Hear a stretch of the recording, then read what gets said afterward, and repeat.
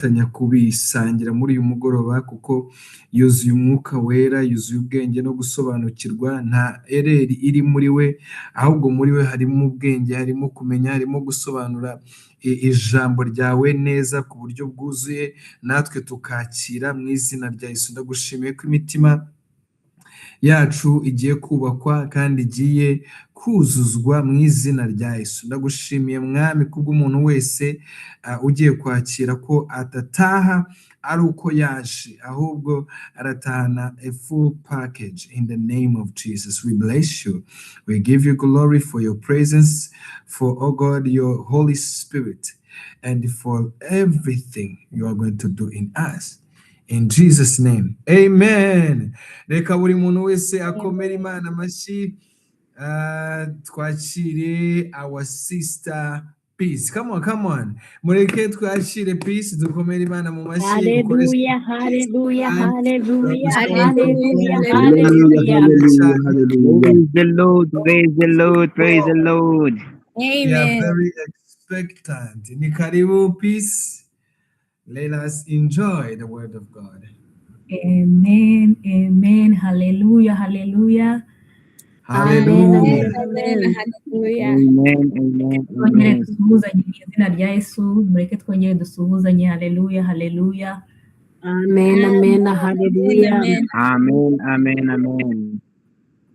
Imana ishimwe cyane, nongeye kunezerwa kuri uyu mugoroba ko ari jyewe ugiye kugabura iby'Imana. Imana ishimwe cyane, ndanezerewe. Hari haciyemo agahe since last year, ubwo rero urumva ko uyu mwaka rwose uyu mwaka ubwo ngiye niho nawutangira wo kubwiriza. Imana ishimwe cyane. So ndogenda nezerewe, ndashima ubuyobozi bw'iyi fellowship yacu kuba nanjye bantoye uyu munsi kugira ngo tuze gusangira ijambo ry'Imana turi kumwe. Imana ishimwe cyane. Oh wow, I've seen my friend here Alpha. Thank you so much for coming. Wow. Inshuti wanjye kuva mu bwana kera cyane. Imana iguhe umugisha kuba wemeye ubutumire bwanjye rwose. So Imana ishimwe. Rero my pastor rero uyu munsi Mana yanjye, ubundi nari menyereye ko iyo turimo kubwiriza tuba dufite amatopiki turi bwigeho, akaduha topic yo turi bwigeho buri iki cyumweru, ariko iki cyumweru cyo nta topic yaduhaye, uretse no kwishakira topic. Umva nari mfite topic nk'ibihumbi 3 mu mutwe wanjye, bese gucuzinga byanze.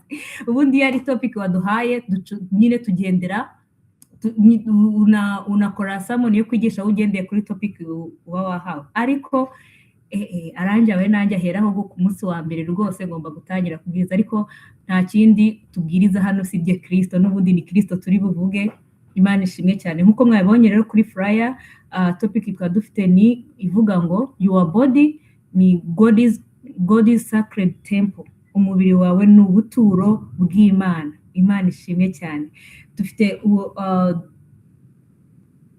Dufite ijambo riri mu rwandiko Paulo yandikiye Abakorino ba mbere igice cya 6 ku murongo wa 19, niho havuga ngo mbese nimuzi yuko imibiri yanyu ari insengero z'umwuka wera uri muri mwe, uwo mufite wavuye ku Mana, kandi nti muri abanyu ngo mwigenge. Imana ishimwe cyane.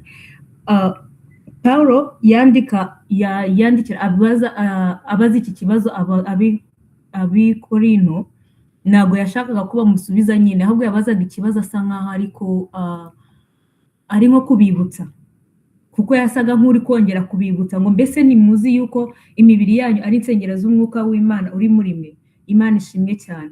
Iyo turebye muri biblical term, ijambo temple cyangwa se urusengero muri Bibiliya, ubundi tubona temple ko ari a place of God's presence. Temple ni umwanya aho Imana iba iri, nicyo twita temple, cyangwa se temple ikaba ari place of holiness, ni ahantu hera.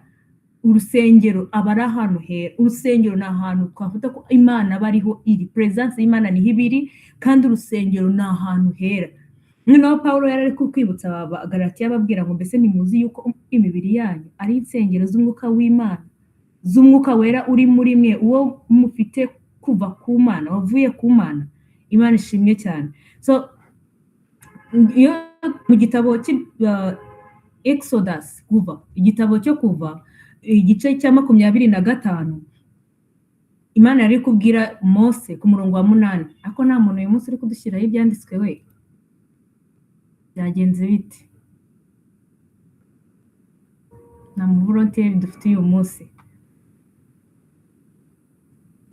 thank you sister Emma yes haravuga ngo kandi bandemera ubuturo bwera nure hagati muri bo Imana ishimwe n'igihe Uwiteka rero kubwira Mose iby'ihema bagomba gukora Imana yashakaga kuva kera Imana yo yumvaga igomba kuba mu bantu bayo no kuremwa kwa Adamu na Eva Imana ibashyira mu ngobyi ya Edeni uko yashaka kugira ngo igirane ubusabane nabo Imana kuva na kera yifuje ko yabana n'umuntu ataranacumura Imana yo yari ibishaka nicyo Imana yashakaga cyane cyane no kurema umuntu uko yashakaga kubana nayo rero kuba uru rusengero yavuze ngo babiremere ubuturo bwera aho izajya iba hagati muri bo hagombaga kuba hari ahantu runaka bagomba kuvuganira n'Imana hagomba kuba hari ahantu runaka umuntu agomba kujya kugira ngo Imana ivugane nawe rero niyo mpamvu yari yabwiye ngo bayubakire ubuturo bwera kugira ngo ibe muri bo nigire icyo ishaka kubwo bagiye ibabwira icyo bagomba gukora niba hari indi formation Imana ishaka kubahereza cyangwa se ubundi buhanuzi hari press bagombaga kujyamo kugira ngo located no kugira bumve icyo Imana ivuga mu gitabo cya mbere cy'abami igice cya 8 ku murongo nusoma guhera nko ku murongo wa 10 no 11 havuga inkuru y'ukuntu Salomo yubatse urusengero rw'Imana noneho ngo glory icyubahiro cy'Imana ngo cyuzura ngo mu nzu y'Imana cyuzura muri iyo tempo y'Imana nukwerekana ko iyo glory iyo hataza kuba hari urwo rusengero ntabwo iyo glory y'Imana yari kugaragara ntabwo icyo cyubahiro cy'Imana cyari kugaragara ariko kubera ko yari tempo y'Imana icyo cyubahiro cyangwa se the glory of God appeared glory y'Imana yaraje ibaho ngaho so aho ngaho ni mu isezerano rya kera mu isezerano rishya rero Imana yahisemo the human flesh yahisemo imibiri cyangwa se umubiri w'umuntu kugira ngo abe ari hituro Imana ishimwe cyane sizi ko ibintu tundi kubisobanura neza ariko nzi ko biraza kugendanamo neza iyi nkuru y'urusengero ntabwo ndibuze kujya deep cyane muri urusengero kubera ko ndabyibuka twiga Prophet Aru yari dusobanuriye neza urusengero niba utarahagenda ujye kuri YouTube urebe Prophet Aru yigishije muri season yabyigishije muri season ya salvation niho yatwigisha dusobanura urusengero urwari rwo nuko urusengero rwagombaga kuba rumeze n'ibyabaga biri mu rusengero rero ngiye urusengero turimo kuvuga hano ni urusengero ari rwo mubiri yacu ariko urusengero mbere ntago Imana yari yarafashe umubiri w'umuntu ngo abari igira urusengero ahubwo yari building hari inyubako igomba kubaho kugira ngo umuntu abeho umuntu ajya muri iyo nzu abashe gukomunikatinga cyangwa se abashe kuvuganiraho n'Imana Imana ishimwe cyane Paulo yigeze kubwira abantu ahantu yari ari mu gitabo cye byakozwe n'intumwa sister Imaraza kuza kuhatuzana mu gitabo cye byakozwe n'intumwa mu gice cya 17 murongo wa 23 kugeza kuri 25 ndashaka kugira ngo tuhasome The Acts of the Apostles igice cya 17 yes thank you so much gera kuri 23 kansome 22 kuntu havuga ngo nuko Paulo ahagarara hagati ya Areyopago aravuga ati bagabo b'Abanyatenayi mbonye muri byose ko mukabije kwibanda mu by'idini ubwo nagendaga nitegereza ibyo musenga nasanze igicaniro cyanditseho ngo icy'Imana itamenywa nuko iyo musenga mutayizi niyo mbabwira Imana yaremye isi n'ibiyuzuyemo byose iyo kuko ariyo mwami w'ijuru n'isi niba mu nsengero zubatswe n'abantu Imana ishimwe cyane 25 haravuga ngo kandi nikorerwa n'amaboko y'abantu nkugira icyo akena kuko ariyo yahaye bose ubugingo no guhumeka n'ibindi byose Imana ishimwe cyane ku murongo wa 24 Paulo ari kubasobanura irabwiye ngo Imana yaremye isi n'ibiyirimo byose iyo kuko ari iyo mwami w'ijuru n'isi ntiba mu nsengero zubatswe n'abana b'abantu Imana ishimwe cyane. Paul was explaining, yari kubasobanurira ababwira uburyo kibo, kubera ko bari barubatse ibicaniro byinshi, ngo banandikaho ngo igicaniro ngo cy'Imana, ngo cy'Imana itamenwa, kuko bari babyumvaga ko hari Imana ibaho ariko batayizi. Iyo ngiyo rero Paul niyo yari arimo kubasobanurira, agerageza kubasobanurira, anababwira ko iyo Mana ye ntabwo ikiba mu nsengero nk'uko babitekereza, kuko iki gihe Paul yavugaga ubutumwa Kristo yarasubiye mu ijuru, amaze kudekarara ko ari we wari urusengero rw'Imana. Barimo kumubwira, akababwira ati ni mu rusenye ngiye nzarwubaka iminsi 3, ruzongera rwubakwa iminsi 3. Paul rero yari ari kugerageza kubasobanura kugira ngo abumvishe ko abereke ko uru rusengero arimo kubabwira atari iriya building babona, kubera ko ngaho Imana ntabwo yahatura. Hari igihe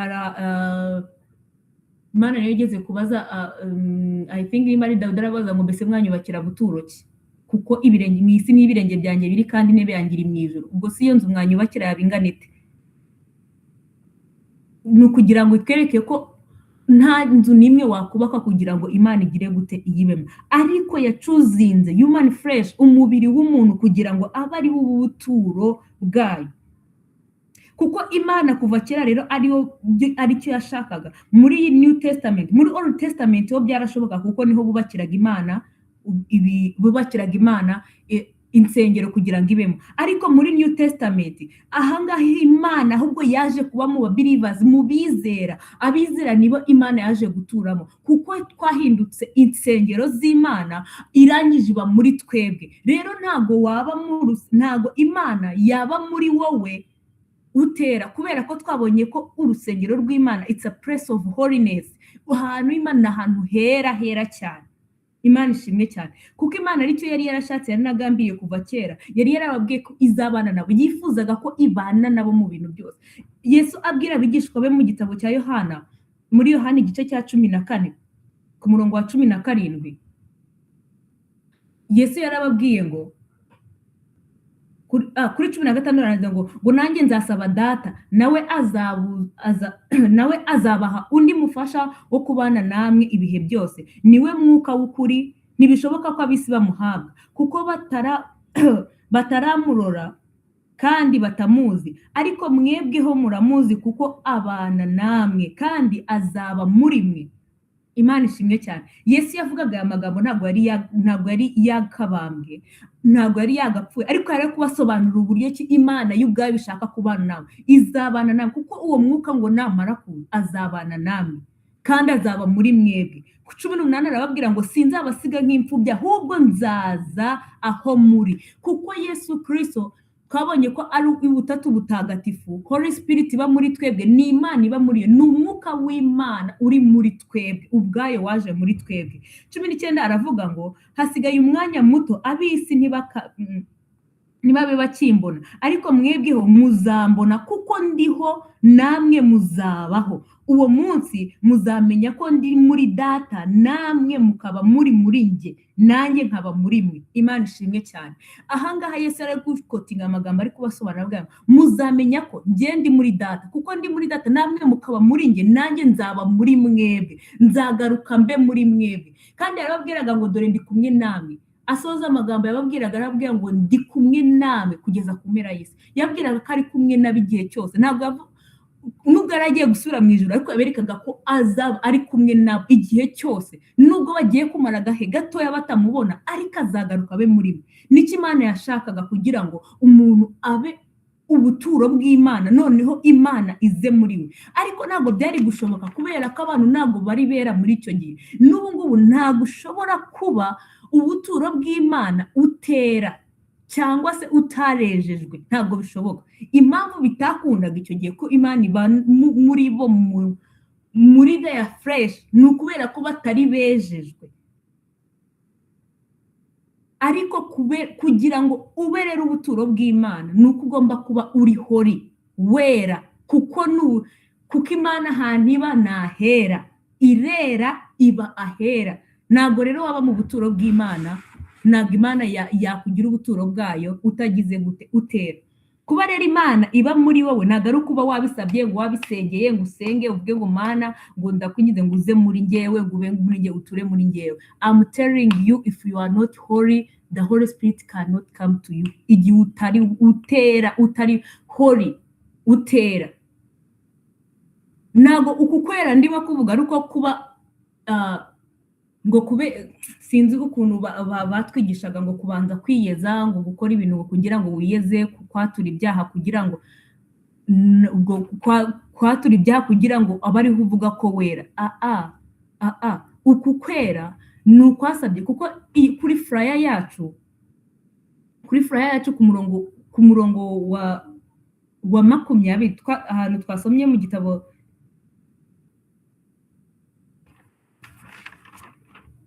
First Corinthians niho turimo gusoma mu gice cya 6 ku murongo wa 20 niho havugwa neza ngo kamere kuri 19 aravuga ngo mbese nimuzi yuko imibiri yanyu ari insengero z'umwuka wera uri muri mwe ubwo mufite kuva ku Mana kandi ni muri abanyu ngo mwigenge kuko mwaguzwe igiciro. Imana ishimwe cyane. Full stop iri kuri iyo sentence ya mbere yo ku murongo wa 20 avuga ngo kuko mwaguzwe igiciro, kuvuga ngo kugira ngo mube urusengero nuko hari igiciro cyabanje kubaho. Ntabwo byapfuye kuza, ntabwo ariko abantu babanje kubisaba, ntabwo abantu ariko batakambiye Imana kugira ngo, ntabwo ariko babanje kwiyeza kubera ko nta kintu abantu bari gukora kugira ngo baboneke bakobera imbere y'Imana. Mu gitabo cy'Abaheburayo igice cya 10 Sister Emma postinga kuva ku murongo wa mbere kugera ku murongo wa 10. Abaheburayo, igitabo cy'Abaheburayo igice cya 10 ku murongo wa mbere kugera kwa 10 ndaza kwasoma nihuta. Iki gice kirivuga uburyo ibitambo n'amaturo Uwiteka atigeze abishaka. Ku murongo wa mbere aravuga ngo ubwo amategeko ari igicucu cyiza, iyo gicucu cy'ibyiza bizaza akaba adafite ishusho yabyo ubwayo, ntabwo yabasha gutunganya rwose abegera igicaniro. Abatunganirijwe ibitambo bahora batamba uko umwaka utashye.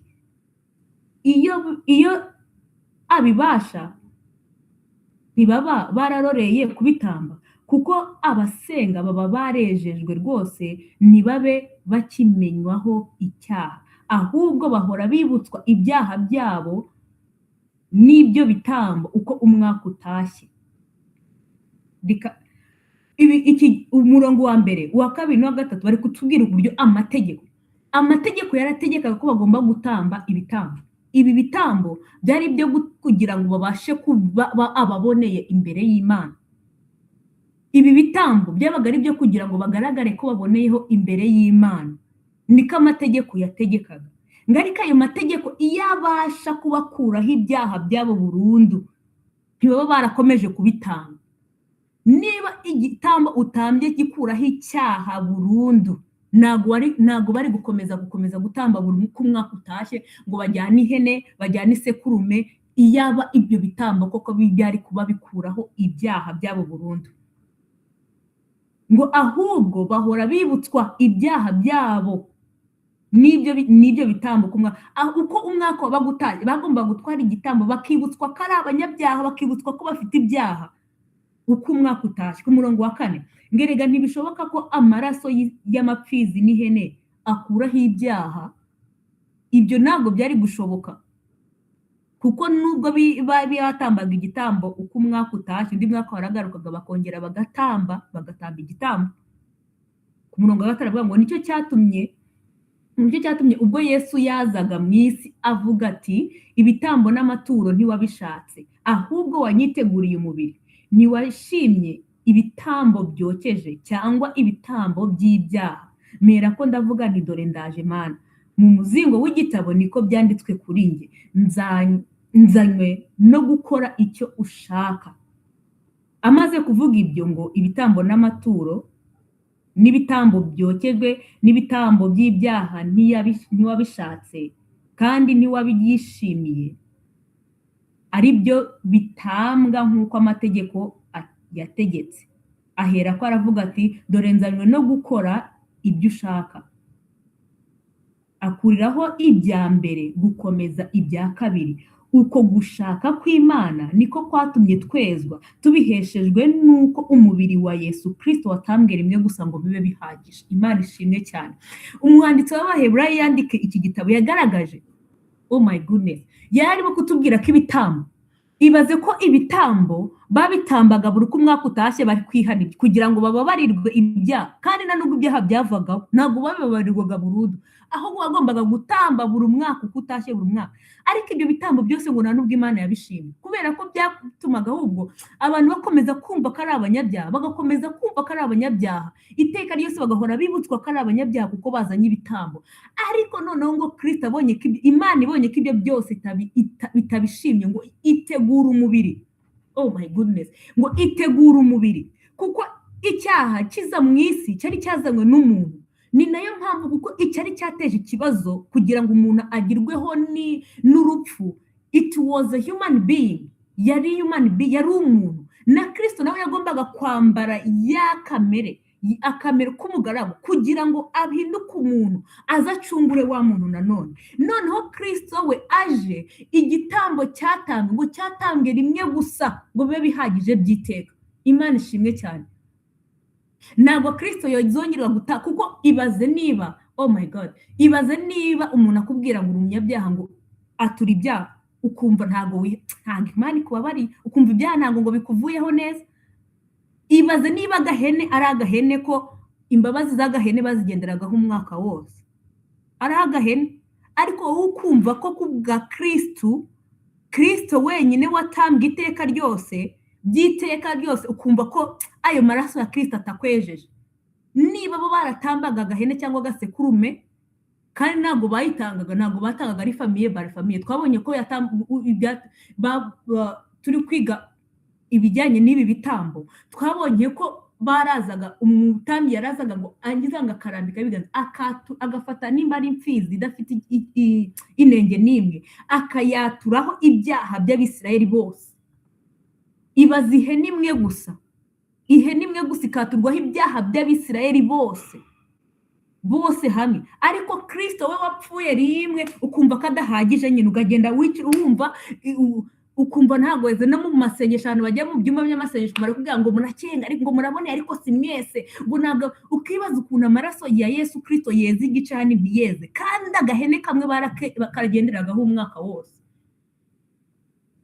Ariko umurongo wa 10 ni uri kutubwira ngo uko gushaka kw'Imana, kuko ikitashatse n'ibyo bitambo n'amaturo, uko gushaka kwayo rero niko kwamuteye, niko kwatumye twezwa tubiheshejwe n'uko umubiri wa Yesu Kristo ngo watambwe rimwe gusa ngo bibe bihagije by'iteka ryose, ngo bibe bihagije by'iteka ryose. Imana ishimwe cyane. Ni ukuvuga ngo kugira ngo tubashe kubabarirwa ibyaha byacu, ntabwo Kristo yatambwe inshuro 3, no, yatambwe rimwe gusa kugira ngo tube abera. Iyo umuntu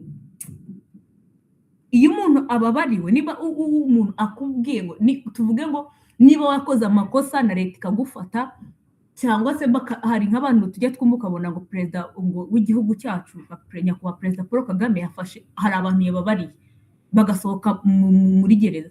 Iyo abantu basohotse bababariwe, ntago iyo kesi y'ikibeho bari barakoze iba ikibariho, ibavaho, ubwo kesi nyine iba yahavuye. Ntago baba bayabera, ntago icyo cyaha cyongera kubabarwaho.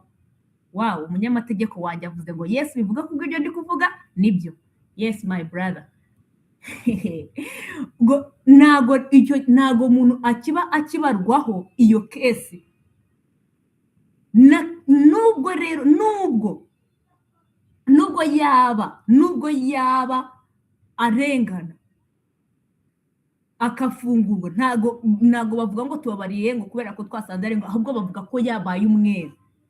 Kristo waza kutubabara, ntago twarenganaga, ahubwo twari abanyabyaha, niko Pawulo yabyanditse. Imana ishimwe cyane.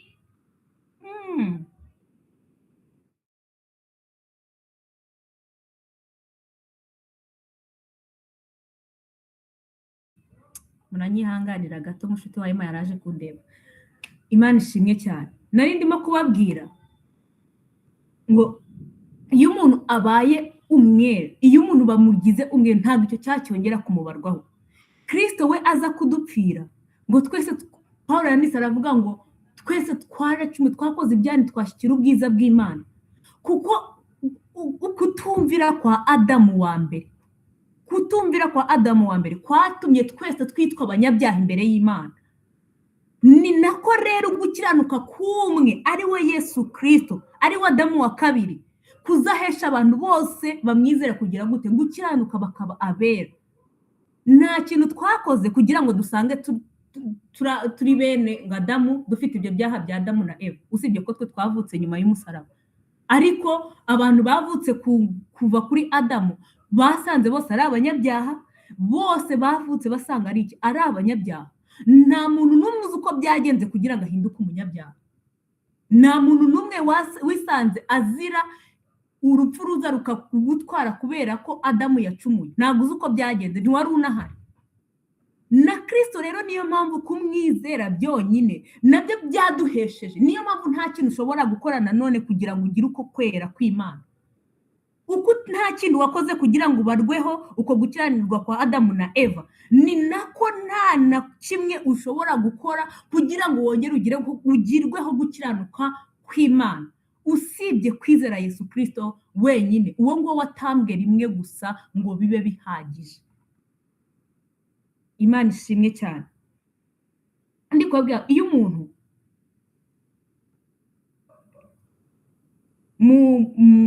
umuntu ahindutse umwere, ni ukuvuga ngo kesi yimuvuyeho. Kristo amaze gupfa k'umusaraba ku bwacu, amaze kwitanga, amaze guhinduka icyaha ku bwacu, akajya ku musaraba agapfa, kwari ukugira ngo duhindurwe rwose, duhinduke abera b'Imana. Cya kindi tutigeze tugira twebwe, noneho umwizeye wese akigira. Kwa kwera tutigeze tubona, kwa kwera benshi bagendaga bashakisha bagatamba ibitambo kugira ngo bagaragazwe kwerwa imbere y'Imana. Icyo ngicyo nicyo Kristo yaje gukora, aricyo tuvuga twebwe, tuvuga umurimo wa Kristo yakoze. Imana ishimwe cyane. Pawulo yandikira abantu yandikira Abakolosayi igice cya 1 ku murongo wa 14 yavuze ngo niba waducunguje amaraso ye ngo tubone kubabarirwa ibyaha byacu byose. Amaraso ya Yesu Kristo niyo yagize gute? Niyo yaducunguye kugira ngo dukurweho ibyaha byacu. Iyo umuntu akuweho ibyaha rero ababaye uwera, ababaye umwera. Sinzi rero hano wowe ubuhera ushingira uhakana ko utari uwera imbere y'Imana. Ntabwo byari gushoboka ko duhinduka abera b'Imana tukiri muri ya migenzo ya kera, kuko twabonye ko ibyo bitambo n'amaturo Imana itigeze bishaka. Ahubwo ngo muri Kristo, ngo kuko muri Kristo arimo Imana yiyungiye n'abari mu isi yose ntiyaba ikibabaraho. Urwandiko rwa kabiri Pawulo yandikiye Abikorino igice cya 5 ku murongo wa 19 imazana uwo murongo. Urwandiko rwa kabiri rw'Abakorino igice cya 5 ku murongo wa 19, Pawulo niwe yabwiraga Abikorino avuga ngo muri Kristo Yesu, ko muri Kristo Yesu ariho Imana yiyungiye n'abari mu isi ntiyaba ikibabaraho gukiranirwa. Yes, thank you so much. Ngo kuko muri Kristo arimo Imana yiyungiye n'abari mu isi ntiyaba ikibabaraho ibicumuro byabo, kandi noneho tubikijwe ijambo ry'umwuzu. Imana ishimwe cyane. Muri Kristo ntago twari kubasha kwegera Imana no kwegera no kuba twanayangana no kuyegera kuko tutarabera. Ariko Kristo amaze kuza gupfa, tumaze kujya kuba muri we, nkuko Yohana yabyanditse mu gice cya 14 ho twasomye Kristo avuga ngo muzaba muri njyewe nanjye nzaba muri mwebwe. Aho muri Kristo twageze niho Imana yiyungiye natwe. Ibitari gushoborwa n'ibitambo, ibitari gushobozwa nuko twatuye ibyaha byacu, byashobotse kuko twizeye Kristo tukaba muri we, tugahuriramo n'Imana, akahonga akaba ariho twiyungira nayo, tugahinduka abera imbere y'Imana, tugahagarara imbere y'Imana nta rubanza rumwe dufiteho, kuko Kristo ari we wagize gute? Ari we watambwe kugira ngo abicunguye ibyo byose twebwe duhinduke abera. Imana ishimwe cyane.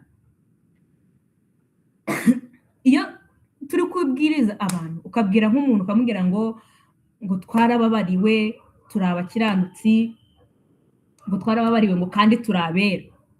ibyo bintu bibabaza abantu abanyedini cyane cyane kumubwira ngo warababariwe ngo uri uwera mana we aho ngaho uba usa nkaho nyine umusebe aba yumva ari ubwiyemezi aba yumva ari ikintu nyine aba yumva nyine sinzi ukuntu ari ukwiyumva ngo uri uwera akubwira ko uwera ari uwiteka wenyine yes uwiteka ni uwera ariko natwe ntabwo twabaye abera ku giti cyangwa kubera ko ari imirimo twakoze ahubwo twahindutse abera kubera Kristo wenyine kubw'amaraso yamenetse kugira ngo duhinduke twezwe tube abera ntacyo twakoze nta murimo ushobora gukora n'umwe watuma uhinduka uwera Imana ishimwe cyane kandi abantu baba bari kubikubwira ujya kumva ukumva bari kuririmba hari indirimbo ya 68 iriya ndirimbo ndayikunda cyane mu ndirimbo zo gushimisha Imana igitero cya mbere kivuga ngo nta kindi gihesha gukiranuka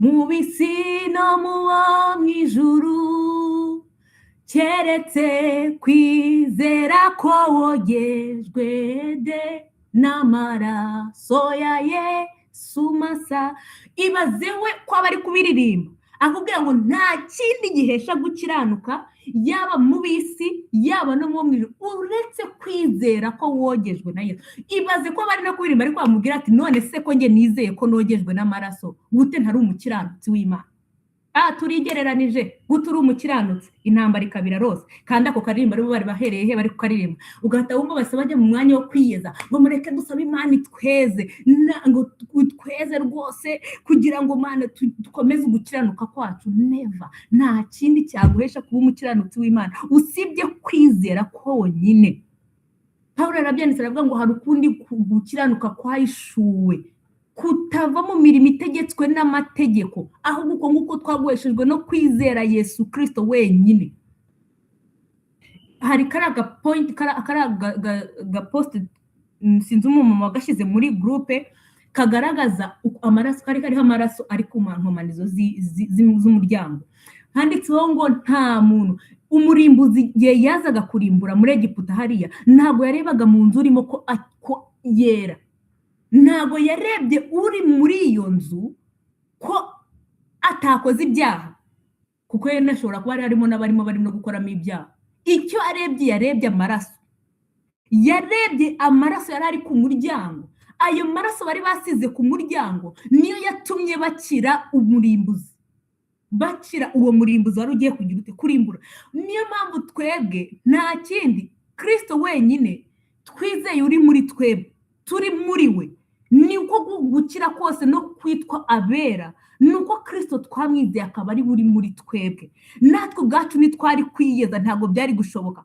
kuko ibitambo n'amaturo ibyo byose ngo ntago Imana yabishatse ntacyo twari gukora kurira no kuboroga ntabyo byari gukora ntacyo byari kudufasha ntacyo byari kudufasha icyo gihe ariko Kristo uwo nguwo watanze ubugingo bwe kugira ngo arokore benshi kugira ngo yongere busubirane kugira ngo nge nawe uyu munsi tubabera muri Kristo Yesu atari ku bwacu kuko nta mirimo dufite yatuma tubabera nta murimo ushobora gukora watuma uhinduka uwera imbere y'Imana ariko kuri muri Kristo wenyine uwo nguwo ngo twizeye sinzi ahantu umuntu yubugiye umuntu ngo twarababariwe ngo turabera ngo Imana yatubabariye ibyaha byo kuva gutangira ku cyaha cya mbere cyakozwe mbere na mbere icyaha cya mbere cyakozwe iyo tuvuze ngo Kristo yarabitubariye kugeza n'ibyaha byose by'ahazaza batabivugira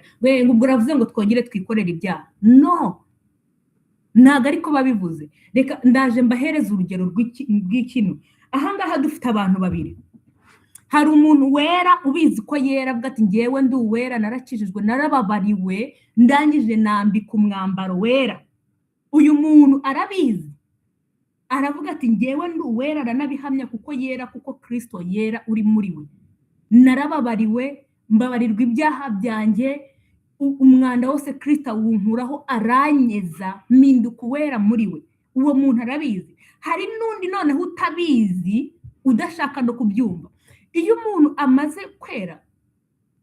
amaze kugiraho ko kubonerwaho uko kwera kw'Imana ni ukuvuga ngo Imana aba yambitswe umwambaro wera reka tubigereranye nko kuvuga ngo wambaye imyenda y'imyeru, imyenda yera, imyenda y'umweru. Umuntu wambaye umwenda w'umweru ntashobora kwicara ahantu abonye, ntabwo ashobora kwicara ahantu abonye hose, n'ahantu abonye amazi y'ikizenga arigengesera, aravuga ati aha hantu hadaturuka n'imodoka cyangwa umuntu akankandagira ibi byondo bikamereka, kubera ko arabizi ko yambaye umwenda wera. Ntago hari abantu bajyaga batubwira ngo tuzambara imyenda yera ngo tugeze mu ijoro. Oya, iyo umaze kuba uwera wambika umwambaro wera, wambika umwambaro wera. Ibyahishuriwe Yohana yarabibonye mu gice cya 13 ku murongo, ibyahishuriwe Yohana igice cya 2 ku murongo wa 13 niho yarari kuvuga, aravuga ngo Kamasima aravuga ngo umwe mu bakuru arambaza ati aba bambaye ibishura byera ni bande kandi bavuye hehe? Urumva ko abo bantu hari aho bari kuva, ntago bari mu ijuru, nubwo ari byo yari ari kwereka, ntago bari ahubwo nabari bera, bari bambitswe ibishura byera, kubera ko bari bamaze kugira gute ngo ndamusubiza ni mwami wanjye ni wowe ubizi. Arambwira ati aba nabavuye muri urya mubabaro mwinshi, kandi bameshe ibishura byabo babyejeshwe amaraso y'umwana w'intama. Imana ishimwe cyane.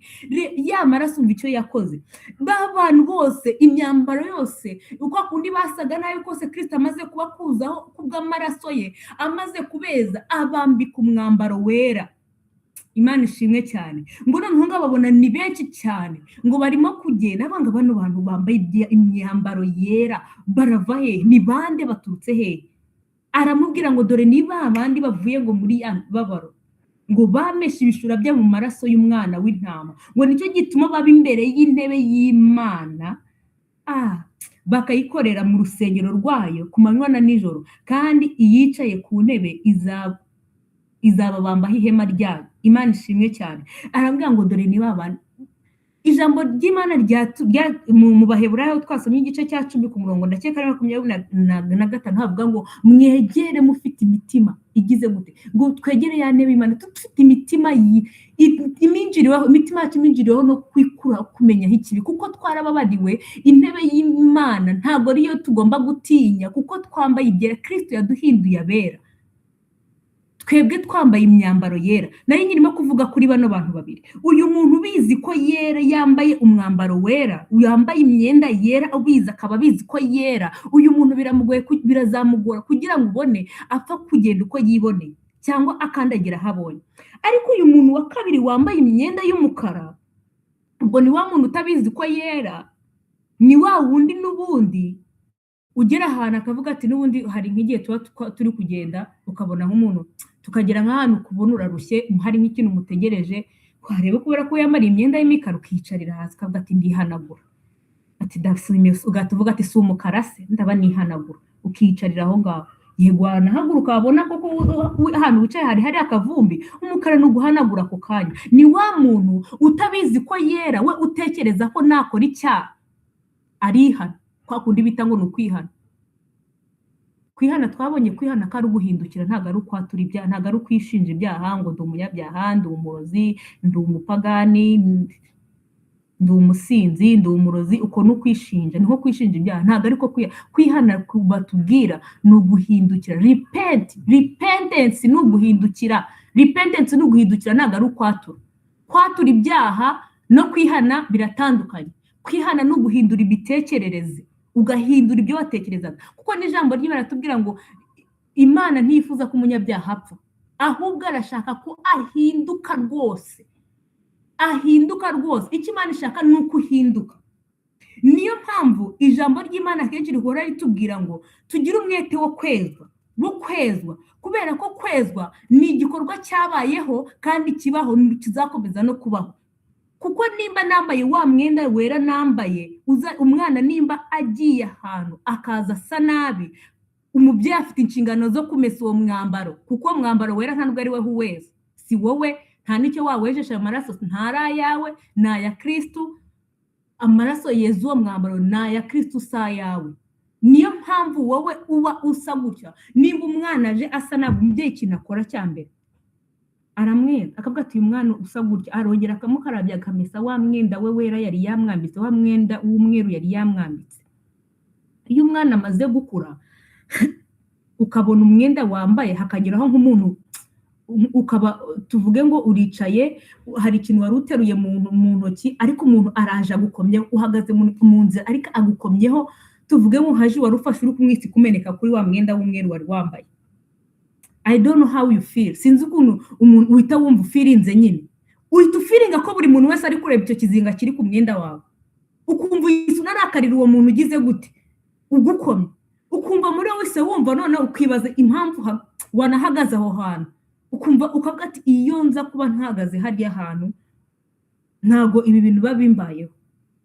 Ni ko umuntu ubizi ko yera yambaye umwambaro wera, umwambaro wambitswe na Kristo ubwo yamwizeraga, umwambaro wejejwe mu maraso y'umwana w'intama, niko nawe aba ameze. Iyo hagize icyaha kibaho akagwa mu cyaha, kuko ntabwo nubwo uri umwizera Kristo yakwabara ntabwo bivuga ko utagwa mu cyaha, ariko nimba uguye no muri icyo cyaha niweho umutima wawe ukurya ukumva uri kugucira, ukumva umutima wawe ukumva uri kuvuga ati kuki hariya hantu nahagiye, kuki nahagaze hariya hantu.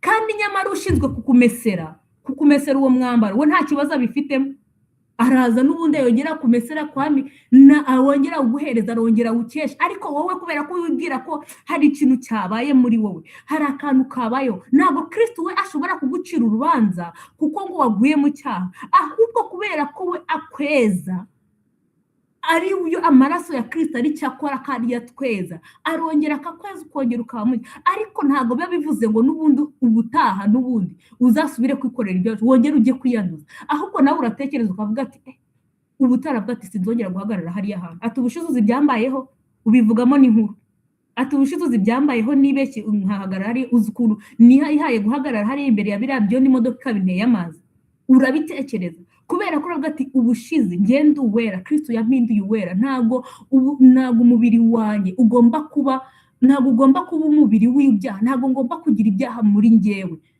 Ibyaha byose Kristo yarabifashe, kuko Kristo ikintu Kristo yakoze ntago yadufashe ngo nirangiza ngitubabarira ibyaha gusa ngo bibe birarangiye.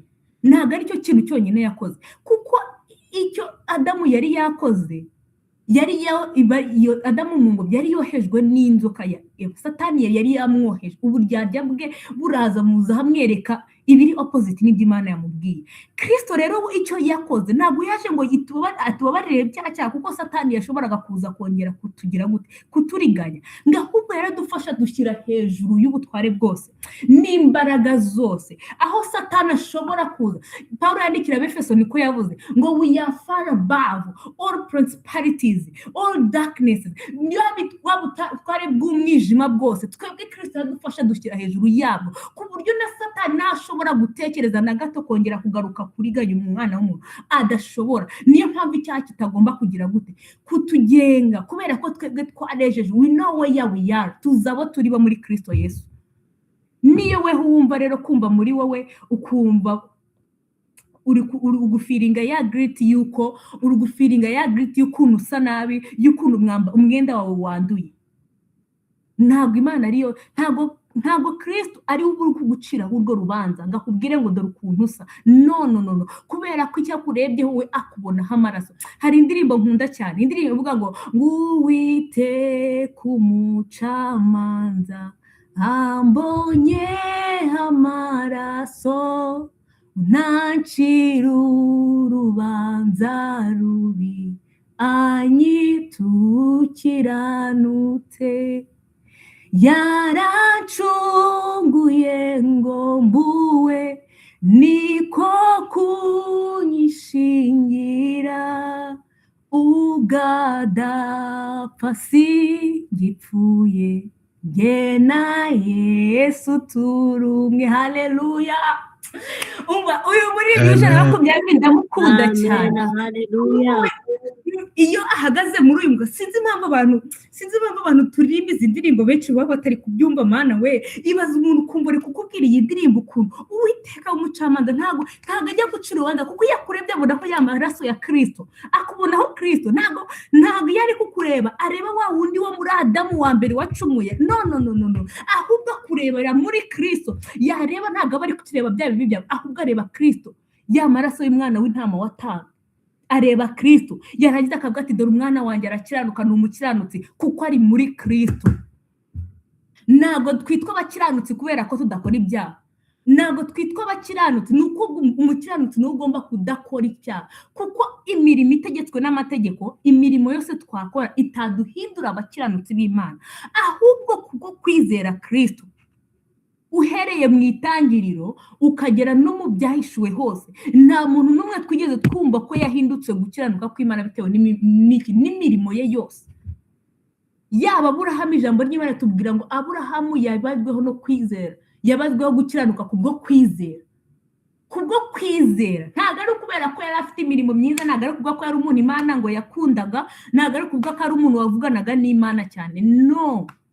Aburahamu wabeshye ngo Sara ntabwo ari umugore w'inshuro ebyiri zose bakamutwara, gusa uwo muntu ni uko yari umukiranutsi nyine, ni uko yari afite imirimo, ni uko atari umunyabyaha, ahubwo ngo kwizera, uko kwizera yari afite niko kwatumye abarwaho gukiranuka kw'Imana. Ni ukuvuga ngo na Kristo iyo aturebye kuri ya maraso ntabwo aba akitubona, ntabwo aturebera muri Kristo, ntabwo ibi byose ntabwo aba akibireba, ahubwo abareba umwana w'uburyo, abareba gukiranuka kwa Kristo akakubonamo kuko uri muri Kristo, ntabwo akurebera hanze ya Kristo, akurebera muri Kristo, wowe ngo wakiriye uri muri wowe. Imana ishimwe cyane. Tukirimo kuvuga ku rusengero, niyo mpamvu uru rusengero rw'Imana kubera ko wera, uru rusengero rw'Imana kubera ko wera, kuko Kristo ari wowe wakwejeje kugira ngo abone uko aba muri wowe, ntiyari kuba muri wowe utera. Niyo mpamvu umubiri wawe ari urusengero rw'umwuka w'Imana kuko wera. Imana ishimwe cyane. Urwa mbere rw'Abakorinto igice cya 3 umurongo wa 16 na 17, Pawulo yari ari kwandikira abantu ab'Ikorinto, ari kubabwira ngo ari kubabwira uburyo ki imibiri yabo, umubiri wabo ari urusengero rw'Uwiteka, imibiri yabo ari urusengero rw'Uwiteka. Arabwira ngo nimuzi yuko muri urusengero rw'Imana kandi ko umwuka w'Imana aba muri mwe. 17 aravuga ngo umuntu utsemba urusengero rw'Imana, Imana izamutsemba, kuko urusengero rw'Imana ari urwera kandi urwo rusengero nimwe. 17 If any man defiles the temple of God, him shall God destroy, for the temple of God is holy, which temple ye are. Imana ishimwe cyane. Ni ukuvuga ngo mwebwe mbiya mu rusengero, uru rusengero rw'Imana. Ku murongo wa 17 Pawulo aravuga ngo umuntu utsemba urusengero rw'Imana, Imana izamutsemba, kuko urusengero rw'Imana ari urwera. For the temple of God is holy, urusengero rw'Imana rurera. Umuntu uko yarize ngo ari urwera, biravuga mu Cyongereza niho iyi Bibiliya itubwira neza, muri NIV na nimba gusa iravuga ngo for the temple of God is holy, kuko urusengero rw'Imana rwera. Urusengero rw'Imana rugira gute? Rwera. Hari umuntu uri gusoma iki cyane twagahita gicurika akavuga ngo ntureba singa ibintu muri kwikora, ngo bivuga ngo ibyo uri kwikora ngo gutsemba urusengero rw'Imana. No, you are the temple, niwe ho rusengero, ahubwo uzibesha agashaka kugudestroyinga. Uwo niwe Imana irimo kuvugana nawe. That's what Paul is talking about.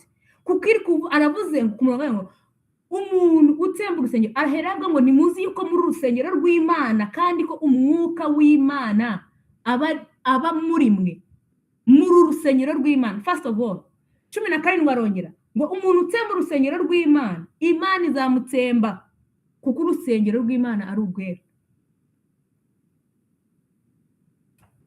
ariko iraje irabarimbuye iragize ute mana yanjye ibi bari ibintu bisigaye numva ntagishaka no kumva ku masosho media nibyo ngibyo.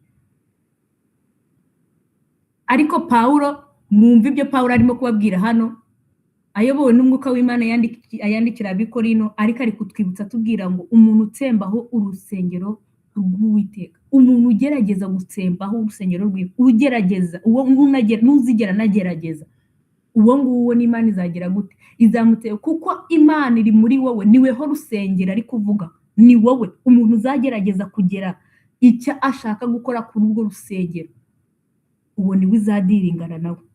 Imana ishimwe.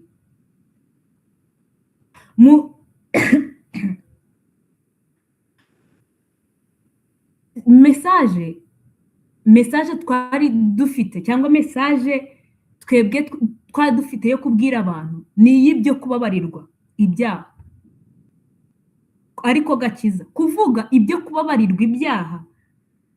Iyo uri kubwira umuntu iby'agakiza umubwira ibyo kubabarirwa ibyaha, niko twize mu nyigisho tumaze iminsi twiga, nizo tumaze twiga kubwira umuntu kugira ngo umubwire iby'agakiza. If you are discipling someone ugomba kubanza kumubwira iby'agakiza. Uyu muntu Yohana yari yatumwe kugira ngo avuge. Yohana aza bwa mbere abanziriza Kristo, yagombaga kuza akavuga ibyo Kristo, akavuga Kristo, ariko akavuga n'icyo Kristo n'umurimo wa Kristo, iby'agakiza. Ngo yagomba kuza akavuga iby'agakiza, ngo yarangiza ngo akavuga ngo n'ibyo kubabarirwa ibyaha. Imana ishimwe cyane. Yagombaga kuza akavuga iby'agakiza kuko ariyo message twari dufite yo kuvuga, akabanziriza Kristo, akabwira abantu ibya Kristo, ababwira ibyo kubabarirwa ibyaha, ababwira iby'agakiza ndetse no kubabarirwa ibyaha. Iri jambo riri muri Luka igice cya mbere umurongo wa 77 niho havuga ngo 76 havuga ngo kandi nawe mwana uzitwa umuhanuzi w'isumba byose, kuko uzabanziriza umwami ngo utunganye inzira ze no kumenyesha abantu be iby'agakiza ko ari ukubabarirwa ibyaha byabo. Rero iyo uri kubwiriza umuntu numubwirize ko agakiza twahawe, gukizwa ari ukwakira imbabazi, tukakira imbabazi z'Imana. Numubwire ko agakiza twahawe Kristo yaje, numubwire ko ibyo agakiza tuvuga ari byo kubabarirwa ibyaha, ahubwo ukamubwira umutera ubwoba ngo agiye kurimbuka, ngo cyangwa Imana igiye kumuca amaguru kugira ngo isikinga attention ye. Ako ntabwo aba ari agakiza uba urimo kumubwira, ntabwo ibyo ari by'ubutumwa bwiza uba urimo kumubwira. Ntabwo uwo muntu ashobora kwizera ko yejejwe uri kumubwira ko Imana igiye kumuca amaguru cyangwa igiye kugira gute. Ibyo ngibyo ntabwo ashobora kubyumva ngo bitume yizera.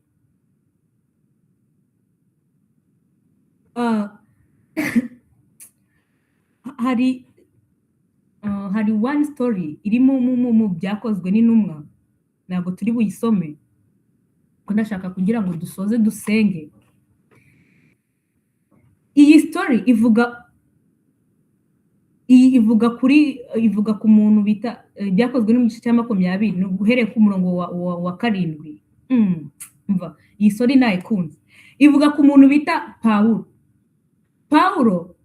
ngo Pawulo, ariko iyi nkuru sinzi nimba banayandika umutwe w'amagambo n'uvuga ngo Pawulo utuko ngatwa ngo Pawulo akamuzura. Ntabwo iyi nkuru ntabwo tugiye kwisoma kuko ntabwo ari by'iyi nkuru nshaka kuvuga buryo ki yapfuye Pawulo akajya kumuzura. Ku murongo wa 7 aravuga ngo kuwa mbere w'iminsi 7 ngo duteranira kumanyagura imitsima. Pawulo abaganirira ashaka kuvayo mu gitondo, akomeza amagambo ye kugeza mu gicuku. Iyi story nuyisoma uzumva ukuntu Pawulo yawe yashakaga ngo ahantu yashakaga kuvayo ngo akagenda, ariko ngo bikeye ngo atangira amagambo kubabwira ngo burinda bwira bugera mu gicuku. ikintu nshaka message nshaka kugira ngo twumve hano, ese uratekereza ko Pawulo avuga aya magambo kuva mu gitondo kugera muri iki gicuku? Yababwiraga iby'inzu nziza yaguze, yababwiraga, wumva yari ari kuvuga iki? Ku buryo kugeza uyu munsi ubutumwa bw'uyu munsi butari Kristo, ahubwo ari ukuvuga uburyo ki inzu nziza ihagaze muri Kigali yaguze, imodoka afite, ubutumwa bwiza bwabaye, imisatsi n'imyambarire, ubutumwa bwiza umuntu arahagarara akavuga ngo agiye kuvuga ubutumwa bwiza, agahera mu kuvuga avuga ngo Imana iri kwiyama abantu. That's not what Paul was talking. Ntabwo Paul yari kumfata uwo mwanya wose ari byo ari kubwiriza aba bantu. Yababwiraga ubutumwa bwiza bwa Yesu Kristo, yababwiraga Kristo. Nimureba no mu nzandiko cyangwa intumwa zose, ntabwo intumwa zagendaga amahanga zigiye kubwira abantu ngo zigiye kubabwira ngo ibijyanye ngo n'amafi barobye uko yanganaga, ukuntu Kristo yabagaburiye ngo barangiza bakarya bagahaga. Ntabwo ari ibyo ngibyo bari kubwira abantu. Ntabwo bari kubwira ukuntu ngo Kristo yasanze wari abantu batigeze baniga, abantu bose basuzugura. Umuntu kugeza uyu munsi arahagarara agafata agatutu, ikintu cya mbere abavuga ni uburyo ki abantu bamwihenuyeho, akavuga iki, agatangiza indirimbo ngo ariko bugacya bukongera bugacya, ugasanga that's the message he is giving, which is nonsense. Ntabwo intumwa ari cyo kintu bari barimo kuvuga. Kugeza nijoro, aho ageza nijoro uyu mugabo bitaho utuko akava mu idirishya agahanuka akagwa hasi. Ntabwo nkeka ko Paul ari kuvuga. Paul was not talking about his girlfriends. Paul was not talking about how he got saved, uburyo ki yaryaga cyane. Ntabwo ari kuvuga uburyo yari akomeye i Roma. Ntabwo ibyo ngibyo ari byo yavugaga. Yavugaga Kristo. Ngiye nkeka ko yarageze no muri Yesaya ari kuvuga ati turi muri Yesaya, wowe uri gupfa utizeye Kristo. Weho ndi kuvuga ibya Kristo ugahanuka ugapfa. Aramanuka ajya kumuzura, arangije aragaruka arakomeza arabwiriza, kuko ntabwo yari kwemera ko apfa tumvishe Kristo ngo yakire Kristo, kuko twabonye ko kwizera kuzanwa no kumva. Mu gihe utumvishe Kristo uri kwisinzira ukagera naho upfa utarizera, urumva ibyo bikumariye iki? Biratuma amanuka ajya kumuzura, kuko message yari ihari. Yagomba kubabwira ibyo kubabarirwa ibyaha byabo, akababwira ibyo bari baringiye, ibyo bari barasomye kuva mu byanditswe byose, akababwira ibyavuzwe kuri Kristo. Atera amagambo babwira byose kuva ku cya mbere kugeza ku cya nyuma. Nibyo Pawulo yagendaga abwira abantu, akabasobanurira ibya Kristo. Nta na rimwe yigeze avuga ibye ngahagarara avuga ngo none ngewe ngo mundeba gutya, ngo ndi umugabisho, ngo burya ngo mundeba, ngo nanyuze ahangaha, ngo biki byose, nguzi ngo ngeze ngakagakanzu mureba gutya, burya nambaye iri koti ryiza ry'isuti, nari kuyigaratiya ubwo bari banteye amabuye nkagigaratiya, ngo bigaratiya ngo bantekera inkoko we. Ibyo ngibyo ugasanga that's the message that people are giving nowadays. Ese ubwo umuntu yakumva ko hari inkoko agakizwa koko? No. Ariko Kristo, kuvuga Kristo, ukabwira abantu ko babariwe ibyaha, bakizera Kristo uwo nguwo, bakaba mu mudendezo wo kutagira icyaha no gukora icyaha na kimwe. Imana ishimwe cyane. So nimba rero twebwe turi urusengero rw'Imana iba muri twe, Imana iri muri twebwe, bivuga ngo we carry that presence of God, kuko twabonye ko temple, it's a dwelling place of God. Temple, twamaze kubona ko temple, it's a place of God's presence. Ni ukuvuga ngo then for us we carry that presence, dutwara that presence of God, kuko Imana iri kutureba, ibiri muri twebwe, natwe turi muri yo. Niyo mpamvu aho ugeze hose ntabwo akagombye kwemerera ikintu cyose kiva mu kanwa kawe gusohoka uko kiboneye cyangwa gukora ibyo wishakiye. Urusengero s'ubwo, urusengero rw'Imana ruri mu mafuti, urwo rusengero rwaba ruri mu biki? Urusengero rw'Imana ruri mu magambo, ruri mu matiku. Urusengero rw'Imana rwasinze, urusengero rw'Imana. Think about it. Banza umenye kuri uwera. Ntabwo uri wa muntu uvuga ngo aka kantu twarakagira ukabona ngo ngewe ngumva ngo ngiye kumutuka ngo ariko ngo ndihana, ugatekereza ko ugiye kwihana, ko ukabigambirira ko ugiye kumutuka ngo urihana. Ni wa muntu uba wambaye imyenda y'umukara agapfa kwicara habonye avuga ngo ndihanagura, kandi mu by'ukuri niyo yaba yihanaguye gute ntabwo aba yera. Ntabwo uko kwihana ugenda uvuga ngo uratura ukagenda kwatura ngo Imana mbabare kwe, uko nguko ntabwo kwaguhesha kwera ngo noneho wa mwenda wambaye umukara uhinduka umweru. No, ubwo nyine wihunguye ka kavumbi ugakomeza ukagenda ariko ntabwo wambaye umwenda wera. Twabonye kuri mwambaro tuwambara kubera ko kwizera amaraso ya Yesu Kristo, uwo nguwo watambwe rimwe gusa ngo ube bihagije. Rero ikintu ndabizi ko iri kumenya kuri urusengero rwera, kubimenya ntago ndabizi ko unabizi neza kuri urusengero rwera, ahubwo think about that church, think about what you carry.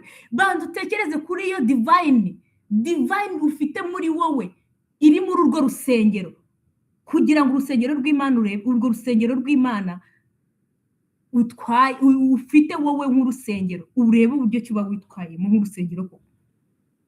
Agaciro k'urusengero n'Imana iri muri wowe byakagombye kuba ari byo gutuma Paul yavuze ngo kugira ngo muhimbaze data wo mu ijuru, kugira ngo Imana ihabwe icyubahiro. Ubu tubona wese agire gute? Imana ihabwe icyubahiro, Imana ishimwe cyane. Imbaraga z'Imana ziri muri wowe kuko Imana yiri muri urwo rusengero. Ya glory yamanutse cya gihe Salomo yubaka urusengero, it's the same glory Jesus came with in you. Igihe Imana yazaga muri wowe kuba muri wowe, ya glory Hallelujah. Come on, you know that you are the temple of the Lord and you have to know this. Urabizi kuri urusengero rw'Imana, niba ngiye ufite kubimenya ko glory y'Imana iba muri wowe. You carry that presence of God, you carry that holiness of God, you are a righteousness of God. Imana ishimwe cyane. Ufite imbaraga z'Imana muri wowe, wikwigira nkaho utabizi kuri urusengero. You know that uri urusengero. Niyo mpamvu imbaraga z'Imana ziri muri wowe, zikorera muri wowe. Niyo mpamvu imbaraga ziri muri wowe, atari zo gupfusha ubusa no kwicara. Ntago irusengero rw'Imana rugomba gusuka rwishakiye, ntago urusengero rw'Imana rugomba kugirwaho n'imyara n'ibiki byose, ntago urusengero rw'Imana rugo kujya mu mafuti, ntago urusengero rw'Imana rugo kujya gusambana, ntago urusengero rw'Imana rugo kujya kunywa inzoga, ntago urusengero rw'Imana.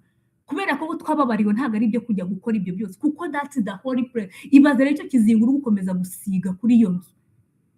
Amarangi yarasa neza y'inzu, inzu irera neza, ariko uri kugenda uko atacinga yinoza. Just think about it. Urwo rusengero ntabwo Imana yigucira urubanza, ahubwo weho reba urwo rusengero ukuntu urwo rwaba rusa. Nawe ari urwo ari inzu yawe ugasanga abantu bayigize gutyo, weho uri umuntu warakara.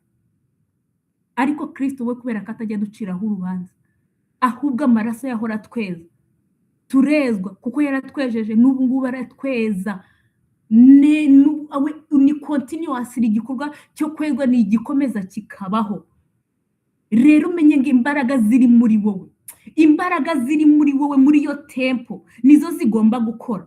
Imana ishimwe cyane. Turimo gusoza, hari inkuru iri muri Yohana igice cya 8:23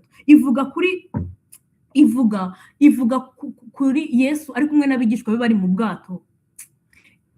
Iriya message ndimo kuyisoma, hari ikintu nabonye, hari ikintu nahishuriwe ndi gusoma iriya story. Yesu ari kumwe n'abigishwa be ngo umuraba ngo waraje ngo maze ngo yisinziriye, ngo barangije bajya kumukangura ngo kanguka ngo dore umuraba n'ibiki byose. Ariko akangutse yahereye kubigi mbere yuko cyangwa yabaye ahereye kuri bo. Aragati ariko muzageza he mwabanyakwizera guke mwe? Niki kibateye ubwo bagitumye muza guhuruza mwabanyakwizera guke mwe? Ngarangije arahaguruka cyaho umuyaga. Message ya Yesu ntago ko ari ukugira ngo ibibazo nibiza wiryame. No, Jesus' message was not to sleep in that situation. Ahubwo icyo yashakaga ntabwo yashaka ko nabo baza aho yari ari ngo baryame, ahubwo kwizera bagomba gukoresha ko gucyaha umuraba. Kubera ko ntabwo bari bakabimenye, nta nubwo Kristo yakabaye muri bo, bari bakigendera mu kigare. Ariko icyo bagombaga gukora kwari ugucyaha umuraba kuko bari bafite ubwo bubasha. Ariko kubera ko kutizera kwabo kwatumye nyine bajya guhamagara Yesu. Ubu ngubu ntabwo turi kuvuga ngo tujye gukangura Yesu, kuko n'abana bitwigisha ngo mujye gukangura Yesu ngarasinziye. Yesu wakangutse we yarababwiye ngo muri abanyakwizera guke. Hano bavuga ngo Yesu ngo nukuri ndi Imana isubiriza mu kwiheba.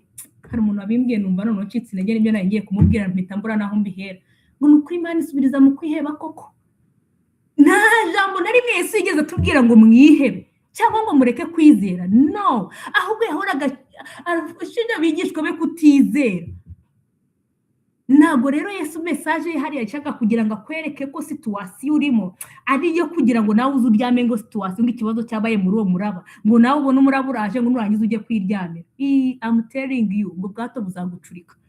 Ariko if you know who you are, if you know who is in you, numenya kuri urusengero ukaringa that power of God within you, uzahaguruka nawe ucyaha umuraba, uzakanga ibyo byose biri mu buzima bwawe, ibiza mu buzima bwawe byose, ibiza byiyita nkawe nyine ari imiraba, byose biri mu uzabona biri around you.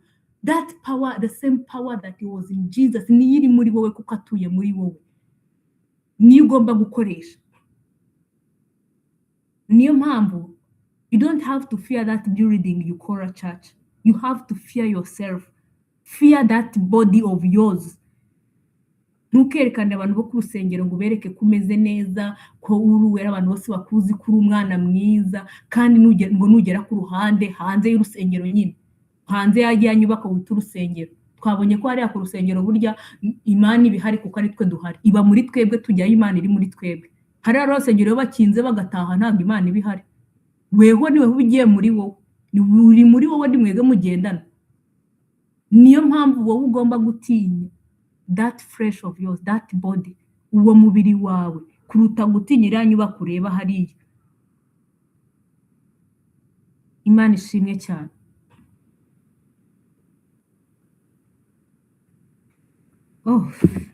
Amasaha agireka ndekeraho. Imana ishimwe cyane.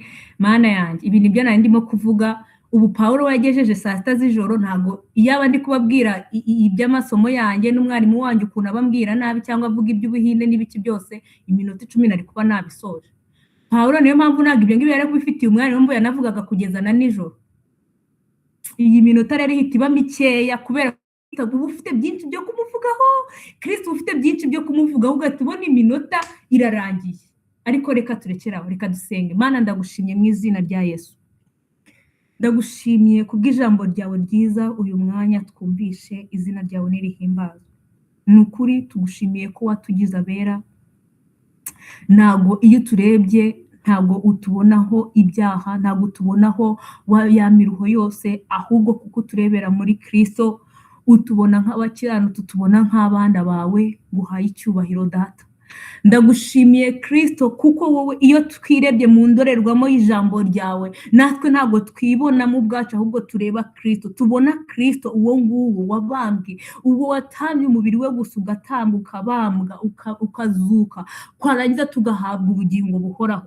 Uwo niwe tureba natwe tukibonera muri we, izina ryawe rihabwa icyubahiro. Ndagushimye kubw'aba bene Data bongeye kwibutwa, ko bongeye kumenya ko ari insengero z'umwuka w'Imana uri muri bo, kandi ubutware bwose bw'Imana buri muri bo. Imana iri muri bo ntago ari igice, Imana yaje ubwayigiza muri bo. Izina ry'Imana yacu rihabwa icyubahiro. Kristo wavugaga ngo urusengero barusenya ariko nkarwubaka mu minsi 3, avuga umubiri we. Natwe twahindutse uwo mubiri wa Kristo, turangije duhinduka urwo rusengero rw'Imana. Imana ishimwe cyane. Ndagushimye Kristo kubw'abana babashije kongera kwibutswa ko turabera, ntabwo ibyaha bidufite imbaraga na hato, kuko twahawe ububasha, twahawe ubutware bwo kandagira inzoka na sikorupiyo ndetse n'ikindi kibi cyose.